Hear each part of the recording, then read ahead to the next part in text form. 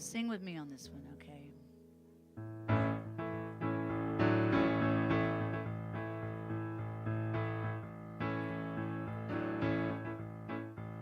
Take a look at the person next to you. Say, God loves you and I love you too. Feel the love and the unity. Lift your voice and repeat after me. We come together, we come together, we come together. In the name of love, we come together, we come together, we come together. In the name of love. Now take a look at the person next to you. Say, I recognize the God in you. Feel the love and the unity. Lift your voice and repeat after me. We come together, we come together, we come together. In the name of love, we come together, we come together, we come together, we come together, we come together, we come together in the name of love. From every walk of life, every creed and color, kinship we unite, and under of the God in each other. Oh. Take a look at the person next to you. Say, namaste, I bow to you. Feel the love and the unity. Lift your voice and repeat after me. We come together, we come together, we come together. In the name of love, we come together, we come together, we come together, we come together, we come together, we come together in the name of love.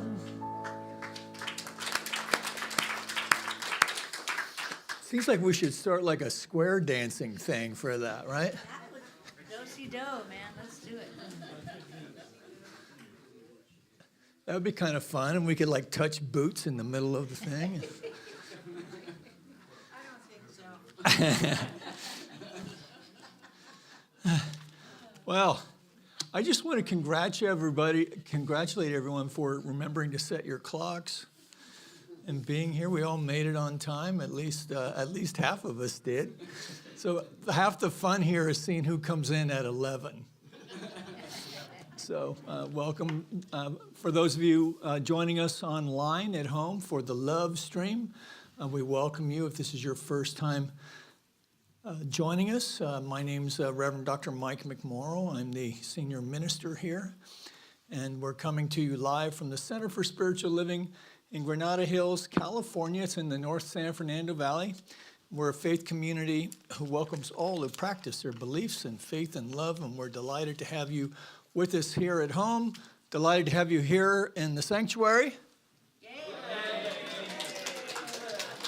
We're so excited to be here, Rev. So, and our musical inspiration today is the wonderful Teresa James.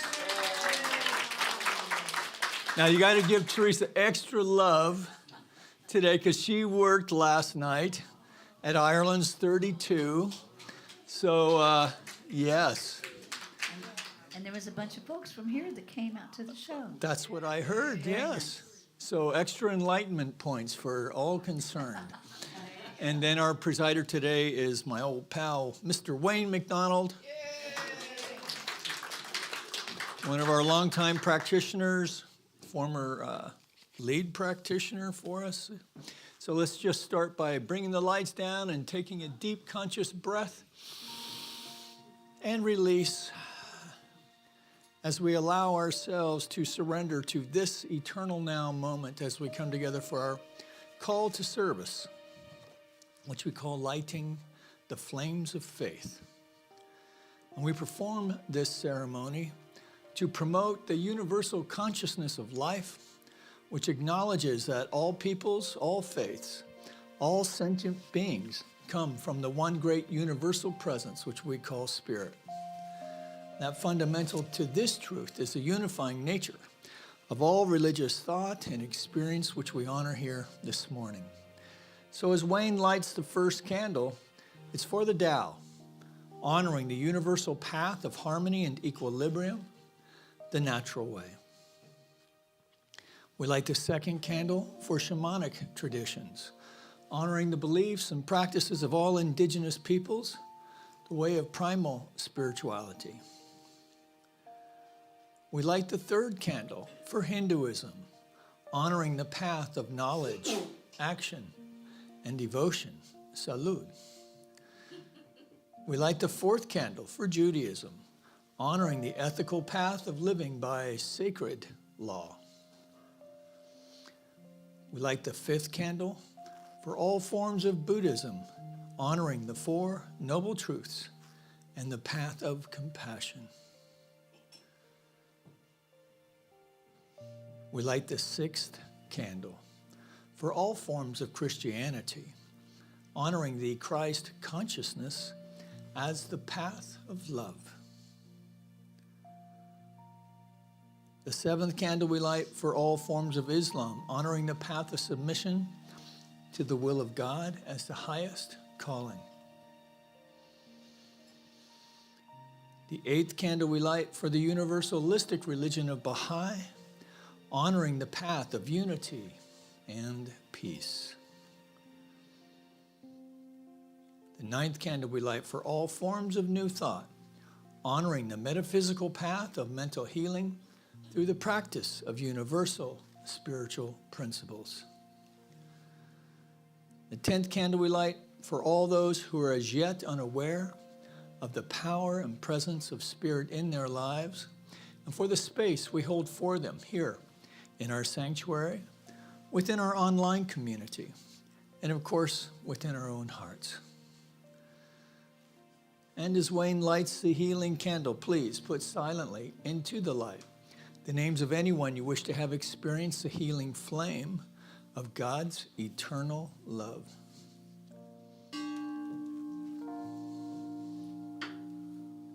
There is one flame that burns in our hearts. There is one light that shines through our love. We light this flame with faith. We find this light within our own soul.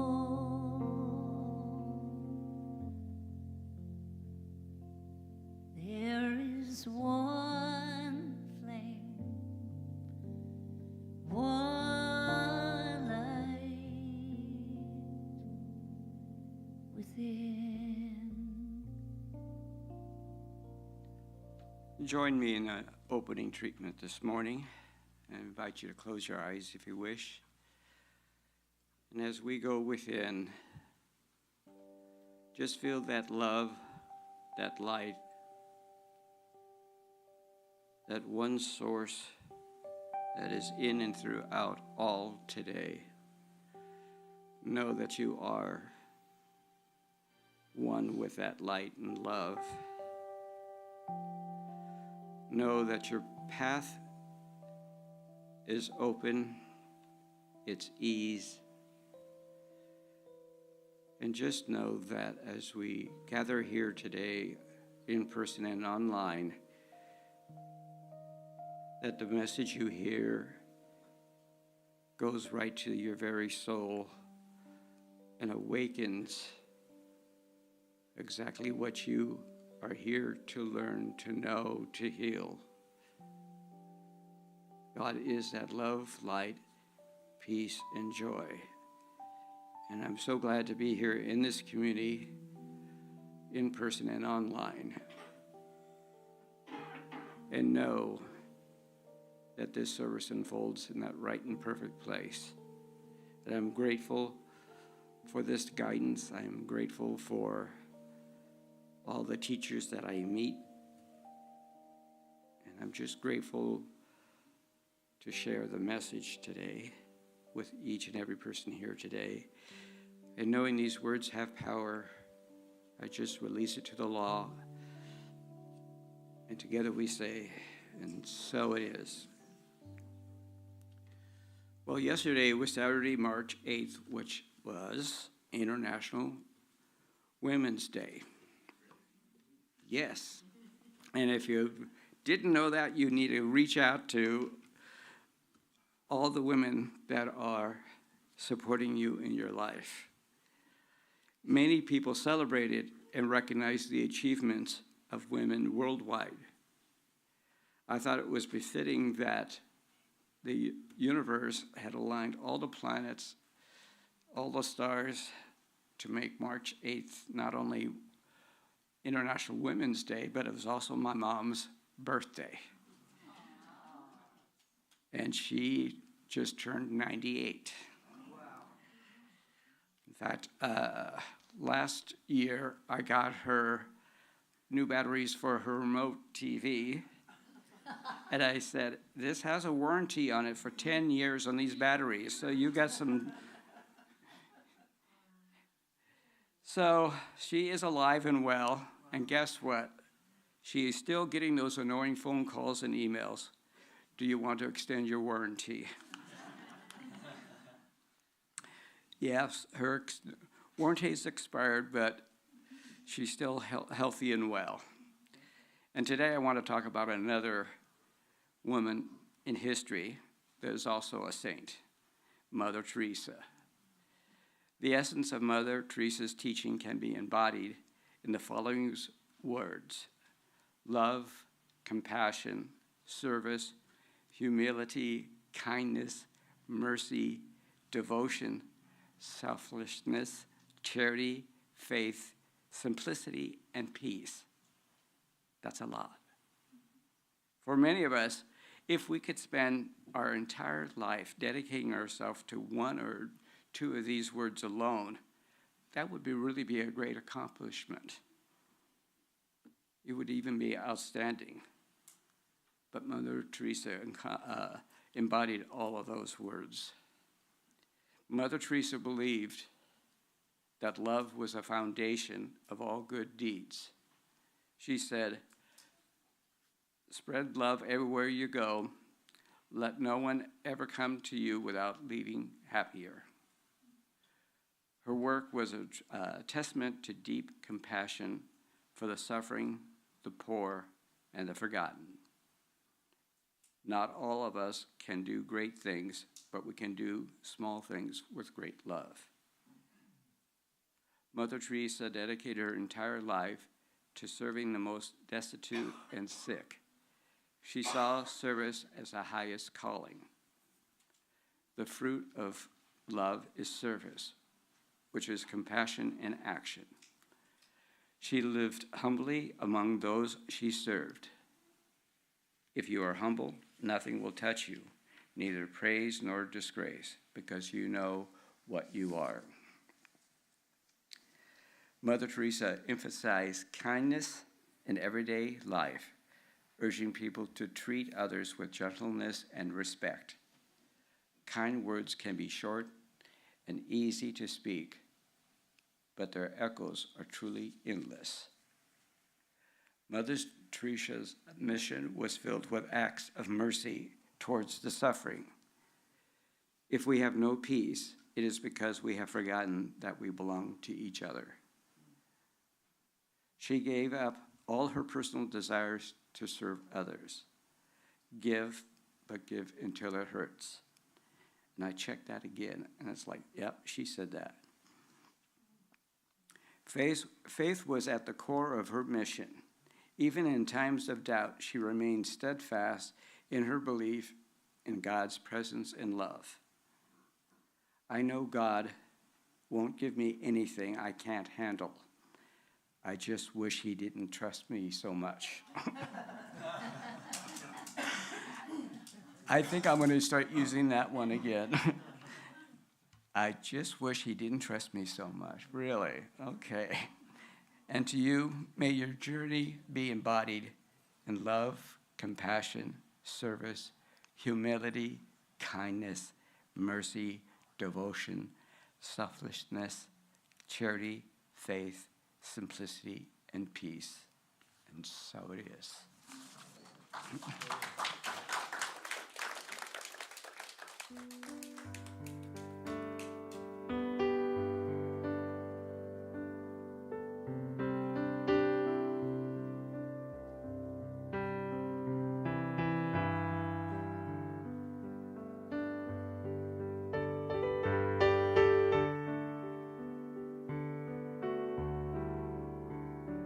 In your heart of hearts, there is a voice that speaks from truth, not from choice, and it sees all, not just in part. Deep within your heart of hearts, in a secret place, known to your soul, you can't hide, but you can go. And when it's all too much and you fall apart, there's a place called your heart of hearts. Just listen to your life, it's talking to you. There'll always be a light that's shining through you, coming from a well that never runs dry. When you're at that point, down on your knees, you'll find your weakness can be her strength, 'cause where one ends, the other starts. Deep within your heart of hearts.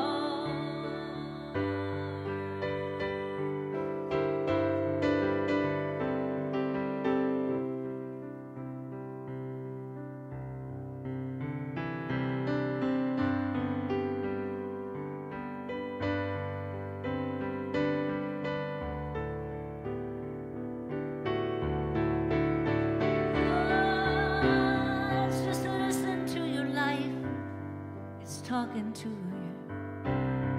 There'll always be a light that's shining through you, coming from a well that never runs dry.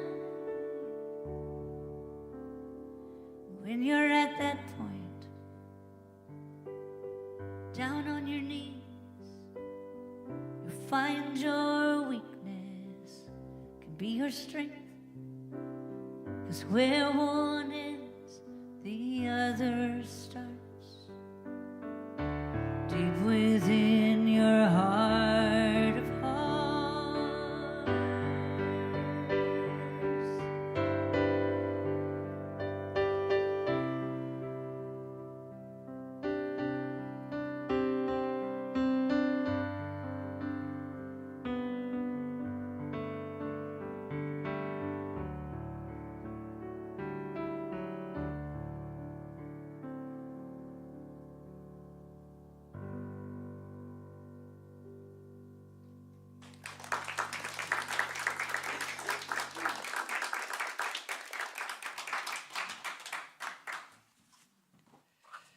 Announcements. We had a time change. If you're here, you got the memo. If you're not, it doesn't make a difference. Practitioners are available today in the treatment room for a 2-minute tune-up. And let's see, who do we have today that is a practitioner? Raise your hands. Yes, we have several here today. You can also find a licensed practitioner online, and just look at CSLGH.org. Today at 1 o'clock, the LOA group meets. Law of Attraction. Well, good, because I worked in the aerospace industry, and they have so many acronyms. Yes. So that's at 1 o'clock today on Zoom. Wednesday, March 12th, 7 p.m., join us for the Taizé meditation. These are always great. And let's see, spend an evening in peaceful prayer, chanting, and it's going to be with Catherine Hack. Thursday at 11:30 a.m. to 12:30, Tai Chi class. Information is online. Thursday at 7 p.m., AA holds a recurring open book study. All are invited to attend. Sunday, March 16th, is the annual members meeting and potluck following the second service. And you can check your membership status and sign up to participate in the potluck. Forms are in Sparks Hall, or you can also check online. And read on Sunday. Okay, who's doing the gratitude box? Okay, hi Chloe, come on up.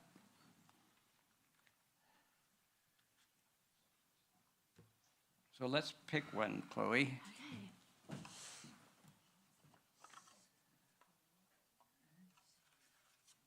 You want to read it? This can be hard to read, but I'll try. It says, what I am grateful for is... It is. That is great. It is the quadrant model. Okay, I didn't know we're doing test work on that. And I am grateful that we learned something today. Thank you for that, Chloe. Of course. So get out your Google and let's find out what the quadrant is. The 4 levels of... Well, why don't we just say 4 levels of consciousness? Okay. I think we need to, as a practitioner, I should review that.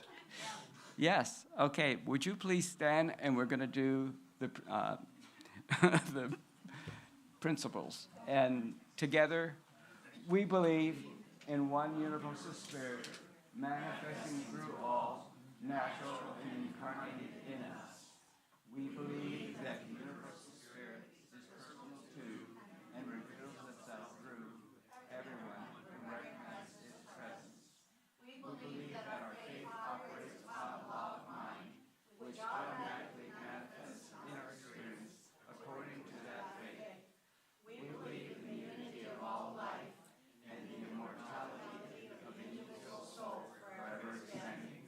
We believe in eternal goodness, the eternal loving kindness, and the givingness of life to all. Y'all sing with me now.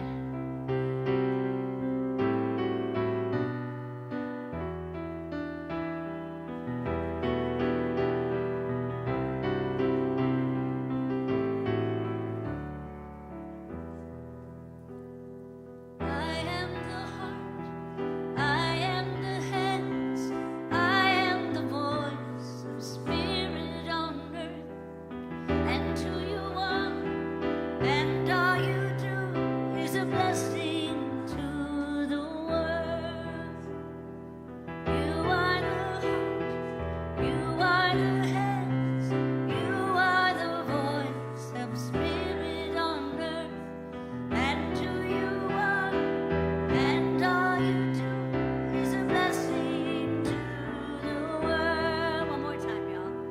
I am the heart, I am the hands, I am the voice of spirit on earth, and who I am, and all I do is a blessing to the world. You are the heart, you are the hands, you are the voice of spirit on earth, and who you are, and all you do is a blessing to the world.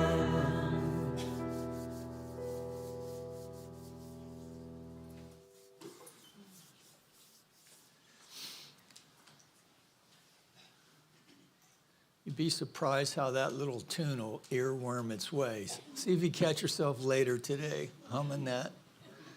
Yeah. What a great reminder for us all, right? So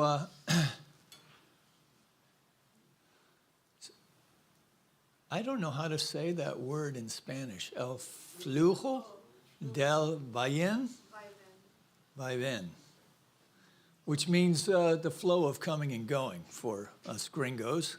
So why are they doing it? The person who developed the notes for this month with this theme of the flow of coming and going is actually the lead minister at minister training in Latin America.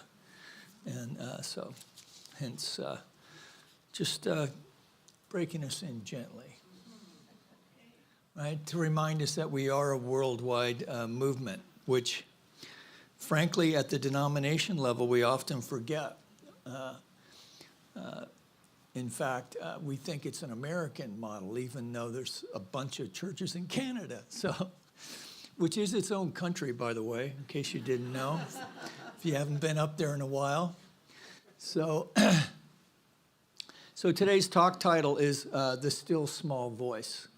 That's what we're going to be speaking to today. And what does it mean? What does it mean to hear the still small voice? How much of our attention do we give it? Who decides if that's a good thing that you share what this voice tells you? How come I don't have a still small voice? Right? And then what to do with it when I find it. So believe it or not, people have been considering this since ancient times. And it has been generally accepted at that time that this voice was divine in origin. So according to Esther Ingalls Arkin, from a blog post I came across, reporting on the works of Professor Julian Jaynes. Jaynes cites Socrates of the ancient Greeks. Everybody knows Socrates, yes? So he believed this voice to be the Greek word daemon, from which he gained insight for making better decisions. So this is from the Greek perspective. Now this fellow, Jaynes, is an interesting character in his own path of education. So he's born in 1920, but he was kind of a very principled guy. So he was the son of a Unitarian minister and became a psychologist eventually and a historian. And he refused his doctorate because he didn't believe in being honored with such things. You know, I don't know precisely how he said it, but it was out of this commitment to not accepting honorifics in this way.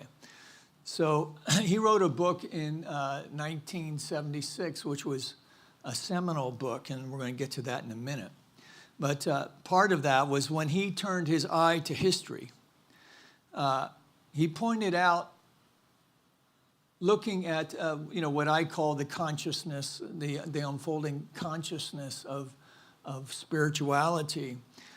He noted that the earliest religions had all sorts of voices in their heads, which manifested themselves as all kinds of spirits, rather than one unifying God. That was to come later.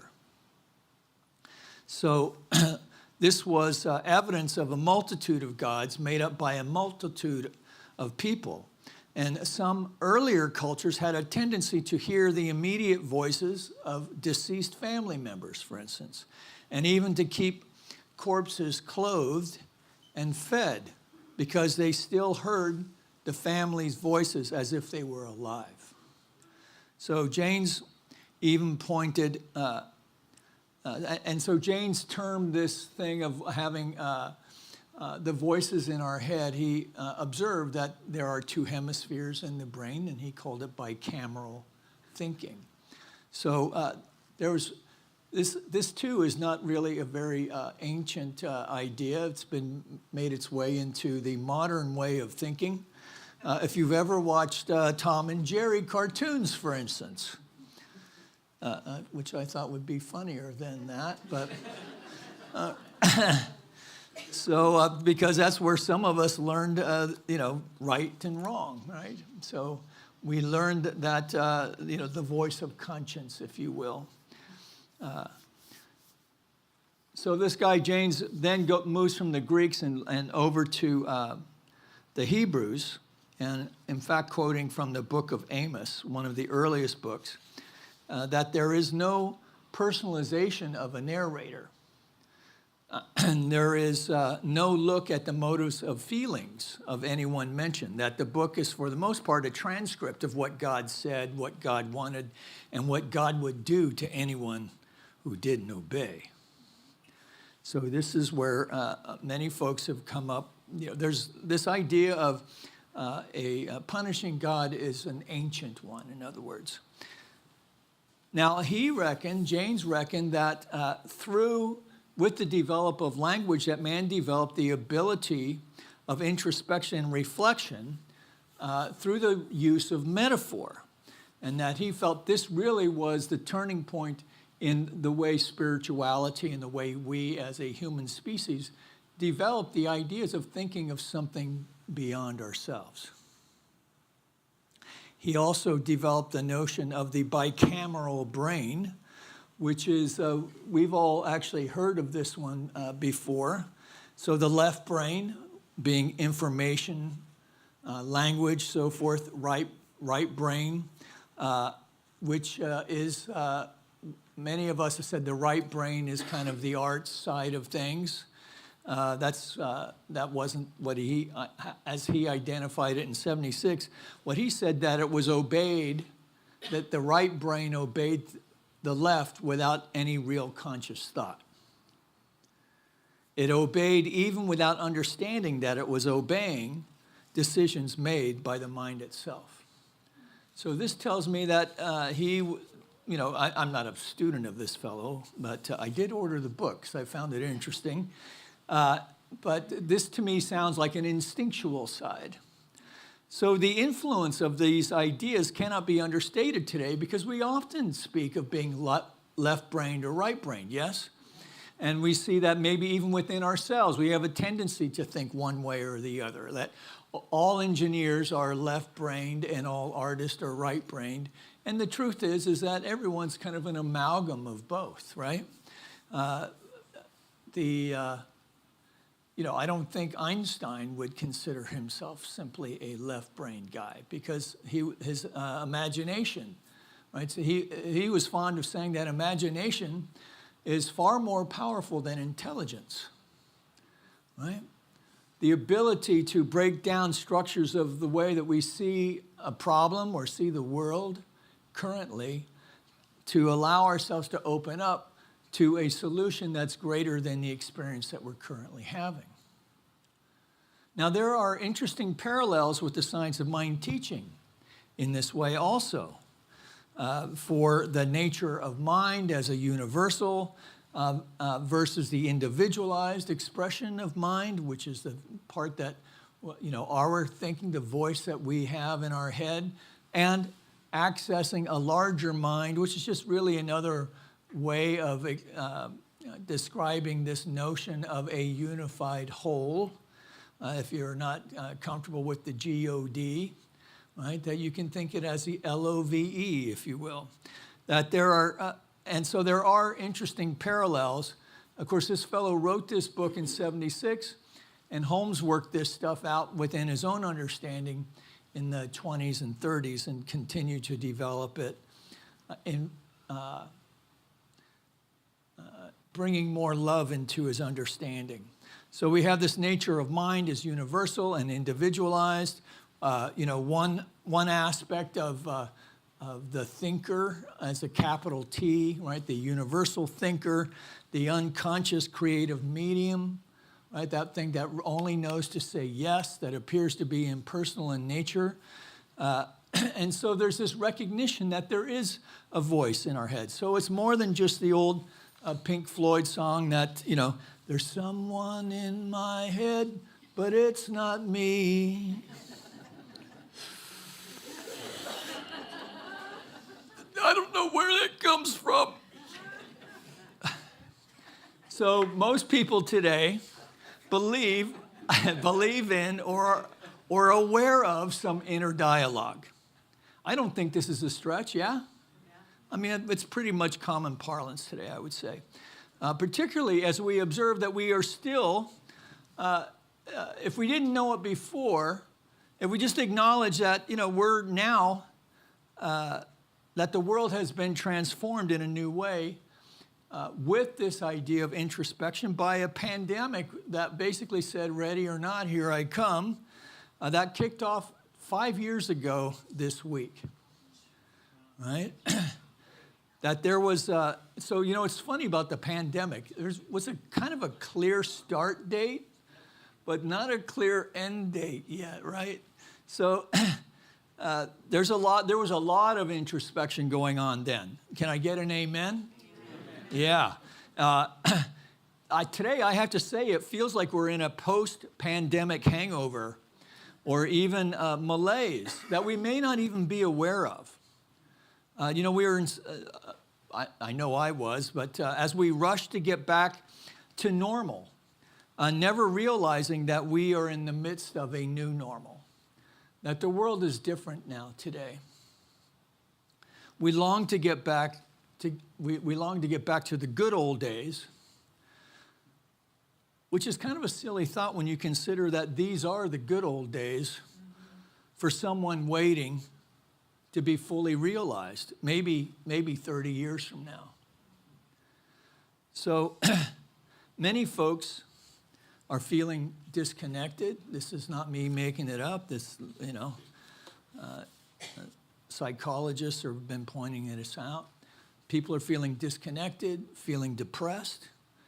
Many of our young people continue to struggle, having been robbed of social rites of passage that we of older generation have taken for granted, right? Like graduation day, going to high school with your friends around, meeting at lunchtime to do all the stupid things that we used to get to do together, right? They didn't have an opportunity for that. For dating, for dancing, all this stuff we learned how to do together. Maybe awkwardly, maybe self-consciously. And for a lot of us, we were able to work that stuff out together. So, and they're not going to get those years back either, right? So if you know young people, young adults who may be struggling, let's just treat them with a soft heart and an open ear and an open mind. Now, circling back to this bicameral mind thing, I bet you thought I was done with that. Modern spiritual teachers are incorporating this idea through a modern perspective. And some are drawing connections to spiritual practices from Christian monastics or Buddhist monastics. There are probably every tradition has a monastic branch to it.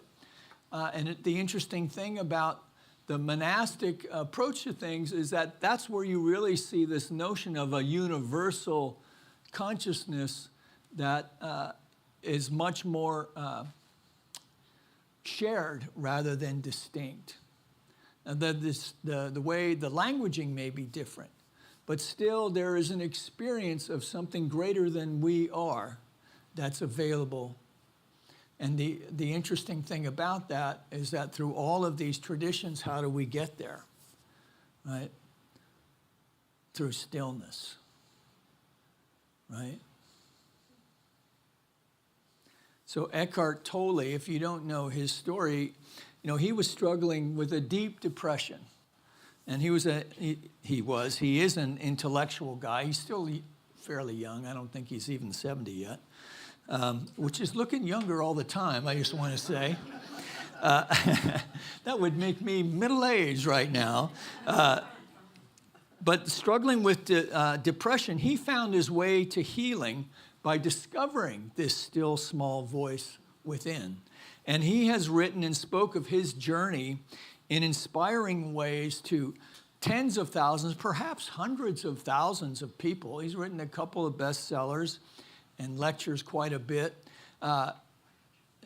helping people to find ways of understanding the mind, through his own journey, the nature of thought, in the ways that many people find helpful.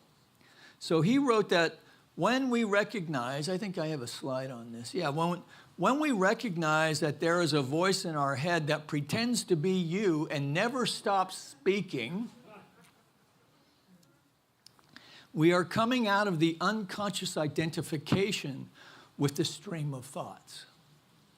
So that's another way of saying that we are more than we think we are.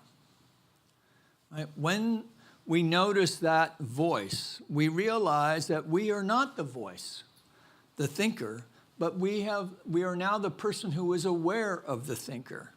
That freedom lies in knowing yourself as the consciousness behind the voice. Now, he could have saved himself a lot of trouble and just went to a Buddhist retreat and learned the same thing. But, he worked it out on his own and from a very secular, academic, intellectual way, because he studied at Cambridge, right? So he's a smart guy, which, maybe sometimes we can be too smart to get this spiritual thing, right?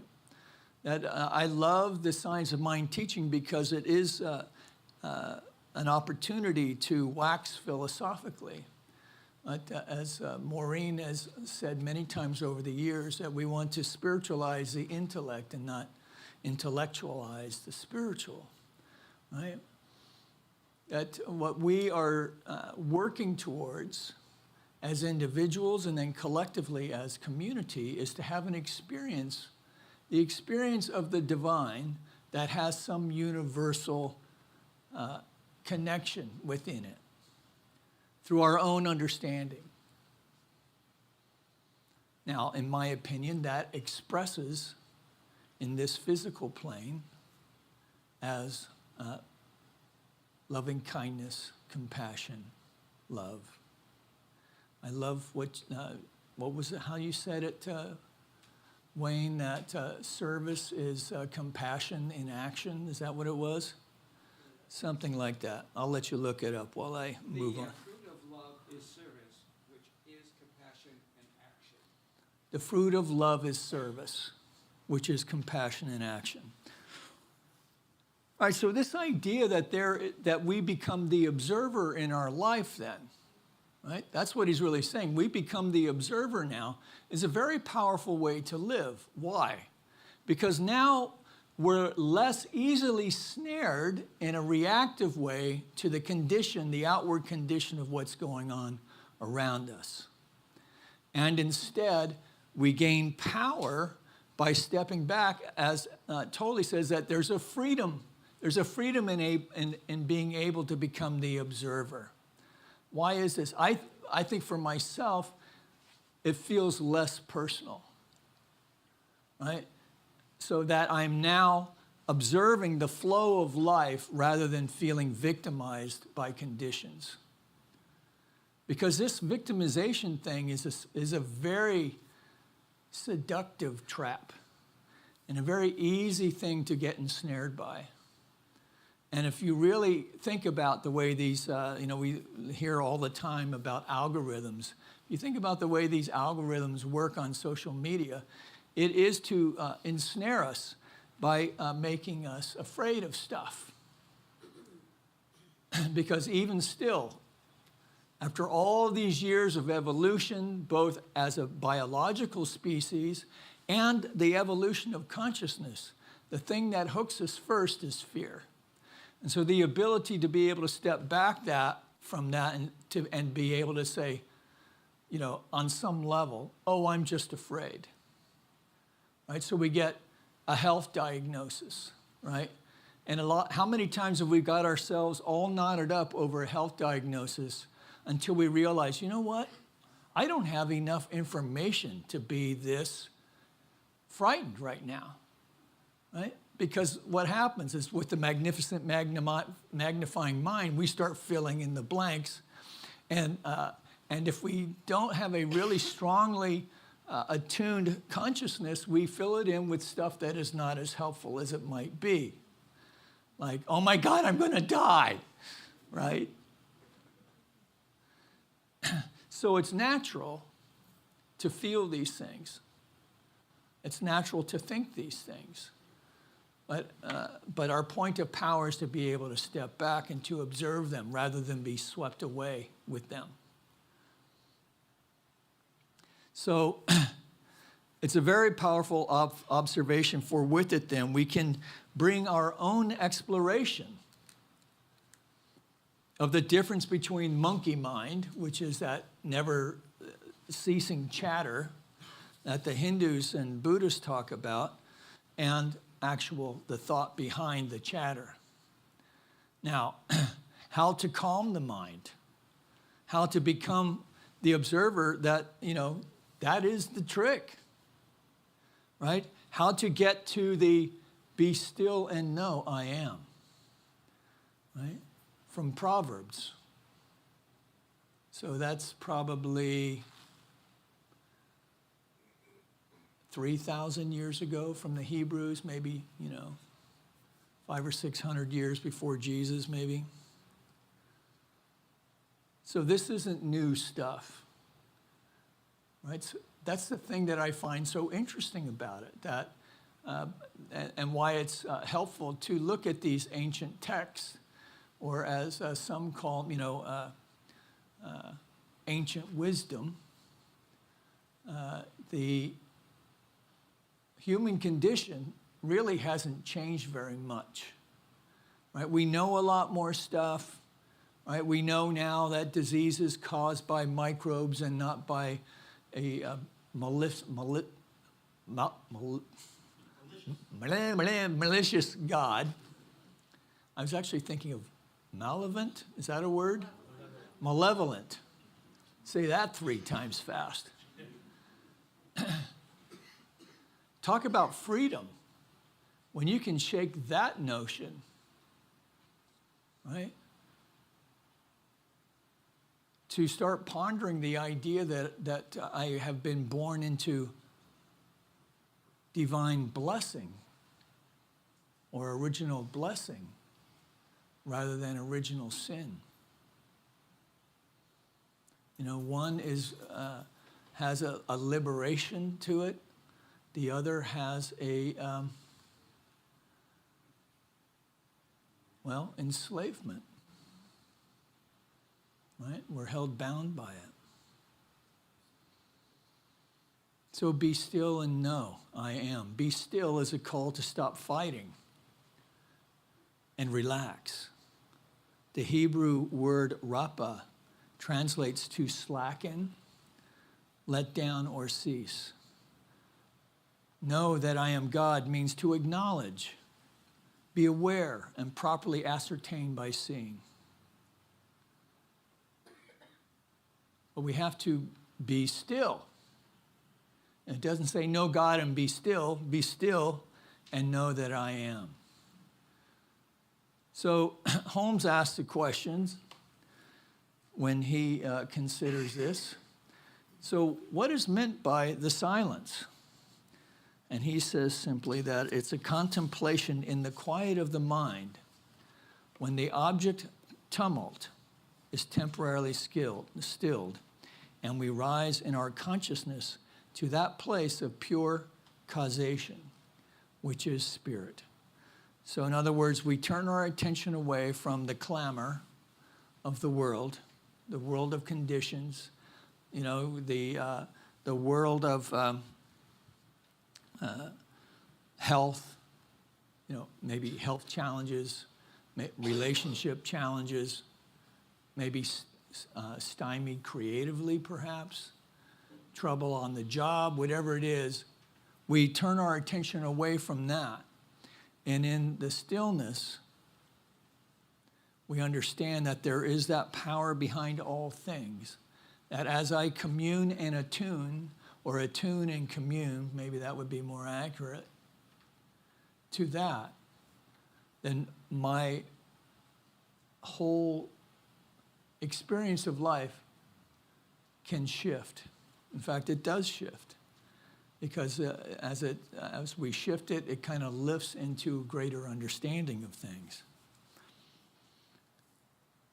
So there's another fellow who's popular in New Thought. His name is Joel Goldsmith. Most of you guys know Joel. He was a contemporary of Ernest. If you ever want to get Phil Pomeroy excited, just go, Joe Goldsmith. And he's like the big apostle of Joel Goldsmith, I suppose. But he wrote a book, Practicing the Presence, which is a book that as practitioners and ministers, we delve into deeply. And he writes that this continual practice, so the idea is that we want to practice the presence of the divine in every aspect of life, right?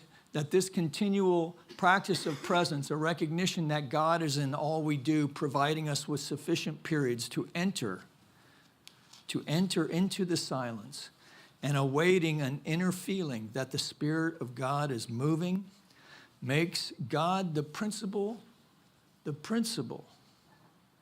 that governs, supports, and sustains all of our experience. So that we're now moving into the flow of life. We're working with God as a principle in the same way that we work with the principle of electricity to experience light, to make a motor work. And we don't think about it. We just know that when we flip the switch, it works.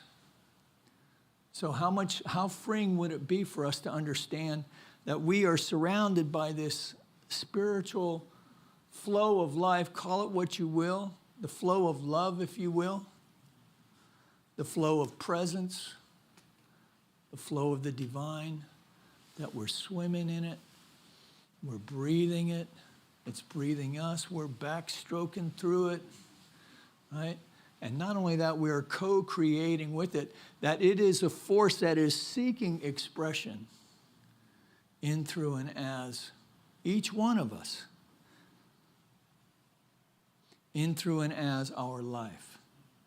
Now, I find a tremendous sense of confidence and peace in knowing this truth, right? Sometimes I forget. There's a story, then I'll shut up. There's a story about Mother Teresa. So we all know her with her saintly thing, but there's a couple things that she did. Like when she ran out, she fed the poor. When she ran out of food, that's it. That's all I can do today. Shut the door and she'd go about her business for the day. So she did what was hers to do, and then she moved on. And then there was a story of someone who wrote her a letter who spoke about this longing to have like this beatific connection with the divine, that would be so transformative to change her whole life. And her answer, so Mother Teresa's answer was, yeah, I understand that. I had that experience when I was like 16. And now and I would love to have it again. And now she was in her 70s when she wrote this. So again, I find comfort in that, in knowing that, we don't arrive anywhere, that we're just continuing to explore. So let's take a breath.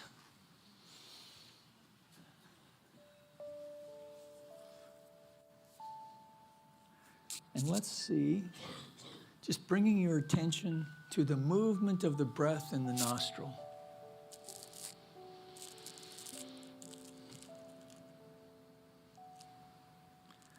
Bringing our attention to the vibration of the music.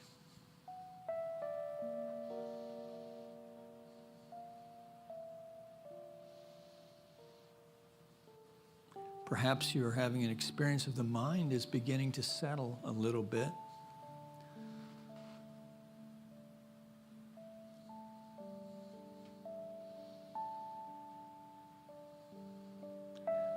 Maybe take this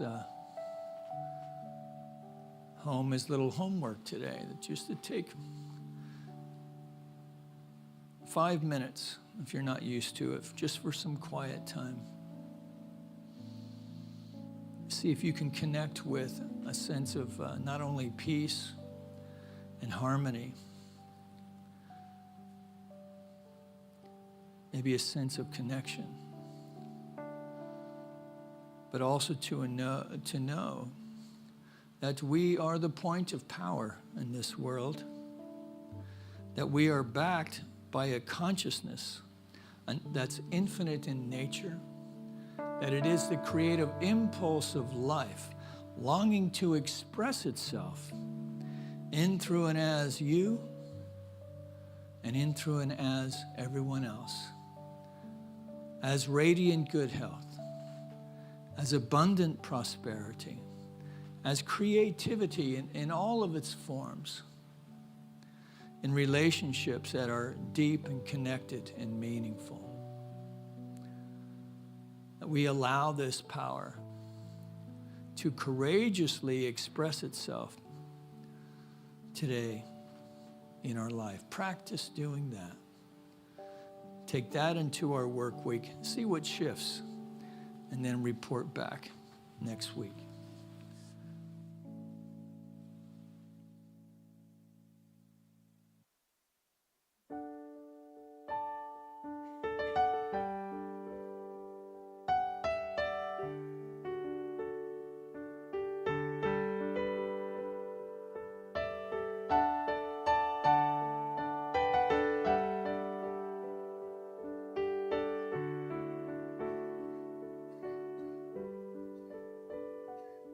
I was dreaming in my dreaming of an aspect bright and fair, and my sleeping it was broken, but my dream it lingered near.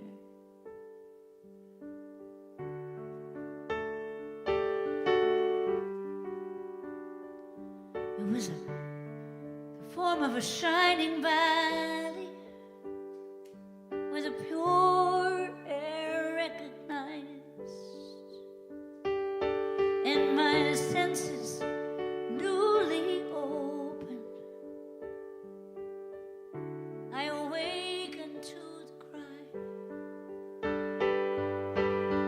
to know that we all have the power to redeem the words of fools. Upon the meek the grace is showered, and it's decreed we shall know the truth. Oh, we have the power. The people have the power. God-given power.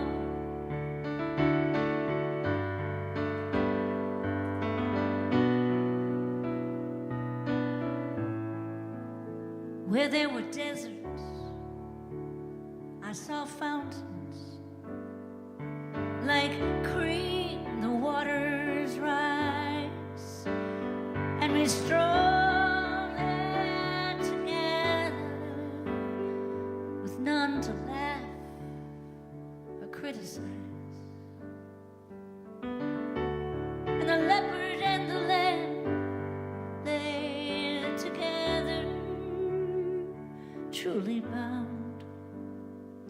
And I was hoping, in my hoping, to recall what I had found.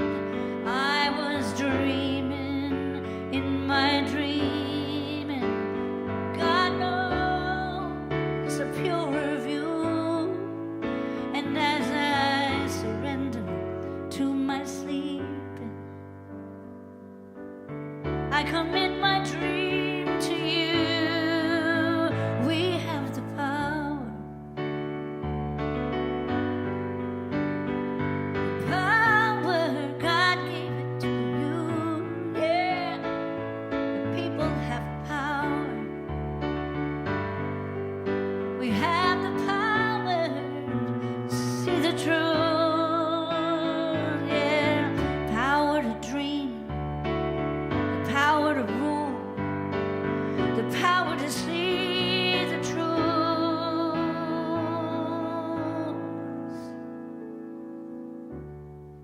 I believe everything we dream can come to pass through our union. Together we can turn the world around. We can turn the earth's revolution. And that small little voice inside my heart can spark a light to cut through the dark. And I know I have the power. Power, yeah. God-given power.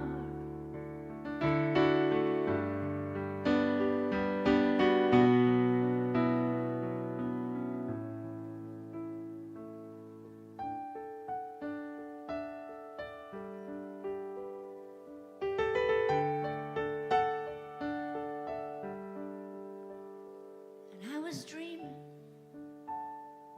in my dream of an aspect bright and fair, and my sleep in it was broken, but my dream lingered near.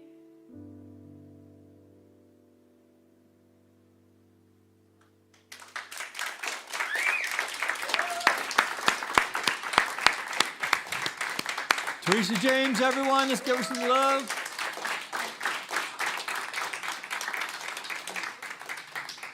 Believe it or not, that was a Patti Smith song. Yeah, Very different than the reworked. one you sent me. Yeah, I think she'd like it, though. Yeah, nice job. All right, so as we bring our offering basket forward, we'll do our offering song together.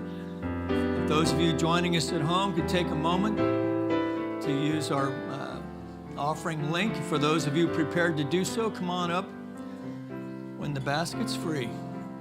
Spirit gives through me, Spirit receives through me, Spirit lives and breathes through me,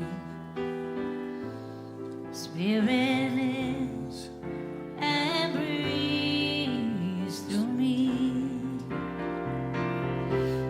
Spirit gives through us, Spirit receives through us, Spirit lives and breathes through us. Oh, Spirit lives and breathes through us.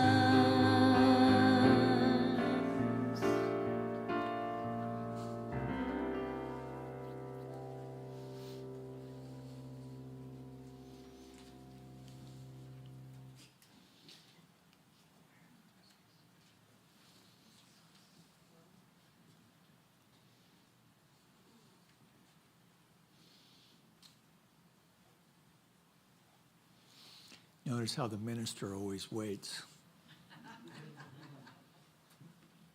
All right, so this basket represents both the generous heart of the individual, the receptive heart of this spiritual community. Come on in, kids. The generous heart of the individual that knows and knows that they know that God is our source, our substance, our supply. So we as spiritual community accept these gifts by whatever avenue they find their way to us, either through online giving, through the mail, or through your offering here this morning, that we, in gratitude, we receive all of it, knowing that these gifts go forth to heal, to prosper, and to bless not only the vision and mission of this center, but the life of anyone connected to this center in any way.